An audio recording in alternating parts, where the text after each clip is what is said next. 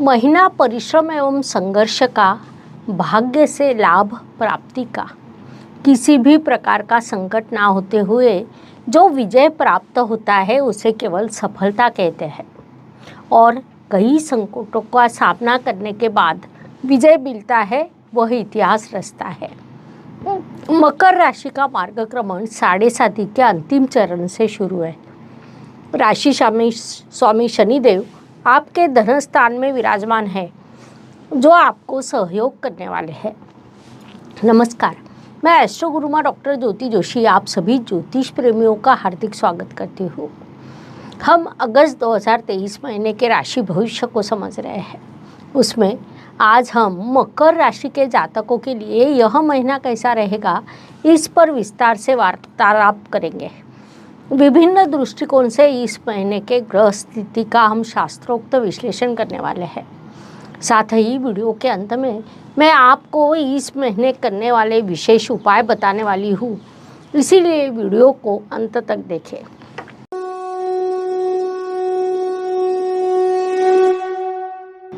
व्यक्तित्व की दृष्टि से जब हम विचार करते हैं तब राशि स्वामी की स्थिति महत्वपूर्ण होती है। मकर राशि के स्वामी शनिदेव संपूर्ण विश्व के न्यायाधीश माने जाते हैं। वे आपके धन स्थान में विराजमान होने के कारण धन लाभ के कई अवसर आपके लिए निर्माण होने वाले हैं। आपके व्यक्तित्व से, आपके कर्तृत्व से, आपकी कला से, आपके कौशल से धन लाभ के अवसर आप खड़े कर सकते हैं। उससे व्यक्तित्व का भी विकास होगा, इसीलिए आपने इस काल का सदुपयोग करना चाहिए। धन, परिवार, वाणी की दृष्टि से विचार करें तो मकर राशि के लिए पुनश्च शनिदेव की स्थिति महत्वपूर्ण होती है, क्योंकि वे आपके धनेश भी है। महत्वपूर्ण बात है कि वे आपके धन स्थान में विराजमान है। उनकी यह स्थिति अत्यंत शुभ एवं सफलतादायी मानी जाती है। वह सफलता आपको इस काल में प्राप्त होगी। साथ ही धन लाभ के अवसर भी आपको प्राप्त होने वाले हैं। उसका उचित निवेश करना भी आपके लिए उतना ही आवश्यक रहेगा। साथ ही परिवार में किसी शुभ कार्यक्रम का आयोजन हो सकता है। वाणी अधिक प्रगल्भ होगी। किसी भी विषय का पूरा अध्ययन कर बोलना, यह प्रवृत्ति और प्रकृति आप में विकसित होगी। इसीलिए आपने इस काल का पूरा उपयोग करना चाहिए। पराक्रम एवं परिश्रम की दृष्टि से विचार करें तो मकर राशि के लिए गुरुदेव की स्थिति महत्वपूर्ण होती है, क्योंकि वे आपके परिश्रमेश है। गुरुदेव वर्तमान स्थिति में आपके चतुर्थ स्थान में अर्थात सुख स्थान में राहु ग्रह के साथ विराजमान है। गुरु और राहु शत्रु ग्रह माने जाते हैं।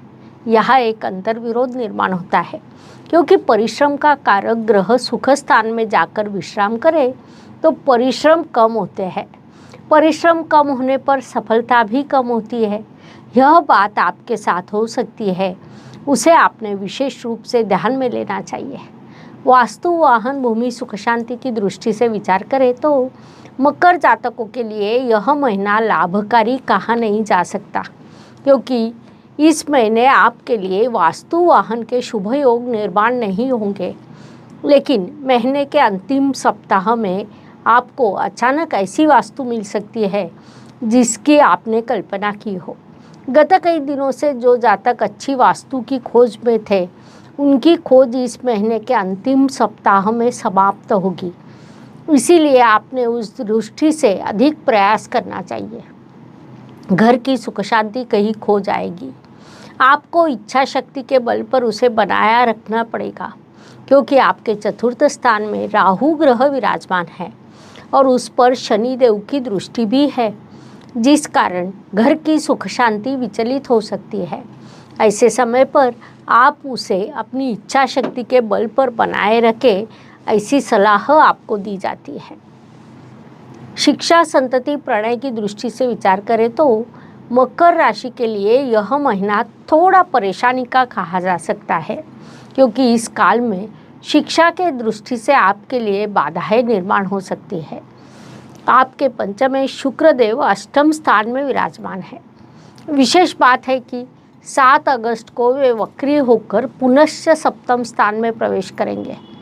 कुल मिलाकर कहा जाए तो अधिक अध्ययन करना आपके लिए आवश्यक रहेगा। ऐसी स्थिति में यही एकमात्र विकल्प आपके पास रहता है। जब ग्रहों का सहयोग ना हो तब अधिक परिश्रम कर सफलता की ओर मार्गक्रमण करना आपके लिए उचित रहेगा। इस बात को आपने मुख्य रूप से ध्यान में लेना चाहिए। संतति की दृष्टि से विचार करें तो संतति इस महीने आपकी बातों को नज़रअंदाज करेगी, इसीलिए उन्हें ना समझाते हुए शांत रहना आपके लिए आवश्यक रहेगा। अगले महीने में आप संतति से वार्तालाप करें, उन्हें उचित बातें समझा सकते हैं, लेकिन इस महीने वैसा प्रयास करना आपके लिए अनुचित रहेगा। ॲस्ट्रोगुरू डॉक्टर ज्योती जोशी यांना ठाणे मुंबई येथे प्रत्यक्ष भेटण्याची संधी दिनांक 30 व 31 जुलै 2023 रोजी आपण याचा लाभ घेऊ शकता। स्वास्थ्य, कर्ज, प्रतिस्पर्धी, शत्रुओं की दृष्टि से विचार करें तो मकर जातकों के लिए यह महीना लाभकारी कहा जा सकता है। इस काल में आपका स्वास्थ्य अच्छा रहेगा। स्वास्थ्य अच्छा रहने पर मनुष्य बड़ा कर्तृत्व करता है। कर्तृत्व करने पर सफलता प्राप्त होती है। जटिल परिस्थिति में भी मनुष्य सफल हो सकता है। साथ ही स्वास्थ्य अच्छा हो तो उसे बनाए रखना भी आपके हाथ में होता है। उसके लिए योग, प्राणायाम, ध्यान जैसी अच्छी चीज़ें आप रोज करें, यह सलाह दी जाती है। नौकरी एवं व्यवसाय की दृष्टि से विचार करें तो यह महीना नौकरी करने वाले मकर जातकों के लिए बड़े संघर्ष का और व्यावसायिक जातकों के लिए परिश्रम का रहेगा, ऐसा हम कह सकते हैं। इस महीने आपको बड़ी परिश्रम करने पड़ेंगे, बड़ा संघर्ष करना पड़ेगा, लेकिन उस तुलना में लाभ की प्राप्ति थोड़ी कम रहेगी। फिर भी महीने के दूसरे पखवाड़े में आपको लाभ अवश्य प्राप्त होगा, लेकिन लाभ का ना विचार करते हुए आप अपना कार्य करते रहे, ऐसी सलाह दी जाती है। विदेश में स्थित मकर जातकों की दृष्टि से विचार करें तो उनके लिए यह काल अत्यंत शुभ कहा जा सकता है। ऑफिस में काम करते समय वे उचित पद्धति से काम की योजना बनाएंगे। वरिष्ठ उनके काम की प्रशंसा करेंगे। साथ काम करने वाले सहकर्मियों से उचित सहयोग मिलेगा, उसे सफलता भी मिलेगी। इसीलिए आपने उस काल का पूरा उपयोग करना चाहिए। भाग्य एवं शुभ संकेत की दृष्टि से विचार करें तो मकर जातकों के लिए इस महीने कई शुभ संकेत निर्माण होने वाले हैं। उसमें मुख्य रूप से कहा जाए तो आपके राशि स्वामी और धनेश शनिदेव धन स्थान में विराजमान है, जिसे हम अत्यंत बड़ा शुभ संकेत कह सकते हैं। धनेश जब स्वयं धन स्थान में होता है तो धन लाभ के विभिन्न अवसर निर्माण करता है, जो इस काल में आपके लिए निर्माण होंगे। इसीलिए आपने इस काल का सदुपयोग करना चाहिए। कर्म की दृष्टि से विचार करें तो मकर राशि के लिए शुक्रदेव की स्थिति महत्वपूर्ण होती है, क्योंकि वे आपके कर्मेश हैं। वे आपके अष्टम स्थान में विराजमान है। कर्म अधिपति जब अष्टम स्थान में होता है तब कर्म में बाधाएं, समस्या निर्माण होती है, लेकिन आप अपनी इच्छा शक्ति का उपयोग कर कार्य को पूरा कर सकते हैं। उससे आपको उचित लाभ प्राप्त होगा। लाभ की दृष्टि से विचार करें तो आपके लाभेश भी अष्टम स्थान में विराजमान है, लेकिन वे 16 अगस्त को राशि परिवर्तन कर भाग्य स्थान में प्रवेश करेंगे। वहाँ से आपको भाग्य द्वारा लाभ प्राप्त होगा। इसीलिए आपने इस काल का पूरा उपयोग करना चाहिए ताकि अधिक से अधिक लाभ प्राप्त हो सके। ज्योतिष प्रेमींसाठी सुवर्ण संधी, आश्चर्यकारक अनुभवांची प्राप्ती। शिका जे जे ज्योतिष पद्धती। ज्योती जोशी म्हणजेच जे जे पद्धती यावर प्रत्यक्ष कार्यशाळा। व्यय एवं परदेश गमन की दृष्टि से विचार करें तो मकर राशि के लिए इस महीने अचानक अप्रत्याशित खर्च के योग निर्माण होंगे। कुछ चीज़ों का दान करना, यात्रा करना, ऐसे 3 कारणों से आपका खर्च होगा। इसीलिए वैसी मानसिकता आपने पहले से ही बना लेनी चाहिए। खर्च मनुष्य जीवन को लागू रहते हैं, इसीलिए उसकी अधिक चिंता न करें, ऐसी सलाह आपको दी जाती है। हर दिन हर किसी के लिए भी समान नहीं होता। जीवन सुख दुख और उतार चढ़ाव से भरा है। उस अनुसार महीने के कुछ दिन सभी के लिए अत्यंत शुभ होते हैं। तो कुछ दिन अशुभ, तनाव तथा संघर्ष से भरे होते हैं। उस अवधि में हम कैसा व्यवहार करते हैं, इससे हमारी सफलता निर्धारित होती है। उस दृष्टि से विचार करें तो मकर जातकों के लिए 1, 11 और 21 यह दिन शुभ रहेंगे। इसीलिए प्रयास करना है कि इन दिनों में सबसे आवश्यक कामों को पूरा किया जाए। साथ ही 9, 19 और 28 यह दिन अशुभ रहेंगे, तो हो सकता है इन दिनों में आपका संघर्ष बढ़ेगा। इसीलिए आपको इन दिनों की उचित योजना बनानी होगी ताकि आपका मानसिक स्वास्थ्य बना रहे। उपायों की दृष्टि से विचार करें तो ज्योतिष में अत्यंत छोटे छोटे और बड़ा परिणाम करने वाले उपाय बताए गए हैं। अशुभ चीज़ों की अशुभता कम करने का, शुभ चीज़ों की शुभता बढ़ाने का उनमें सामर्थ्य होता है। उस अनुसार अगस्त महीने के उपायों का विचार करें तो इस महीने नाग पंचमी का महत्वपूर्ण उत्सव है। नागराज भगवान महादेव जी के गले पर विराजमान होते हैं। उनके सिर पर चंद्रमा है। चंद्रमा को दूध का प्रतीक माना जाता है और ज्योतिष के अनुसार उसके पास मन का कारकत्व भी है।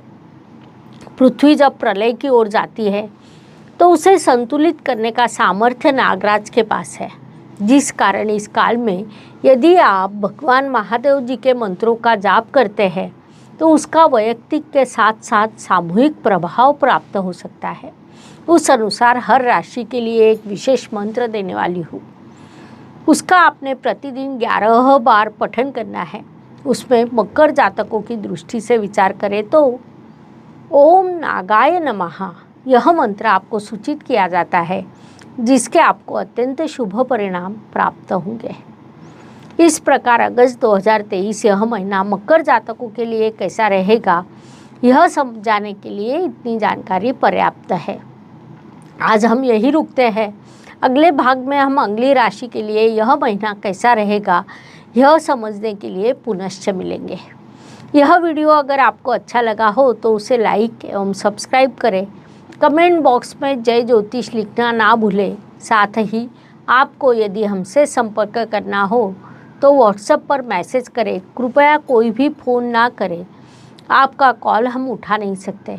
आप यदि मैसेज करते हैं तो उस पर रिप्लाई अवश्य दिया जाएगा।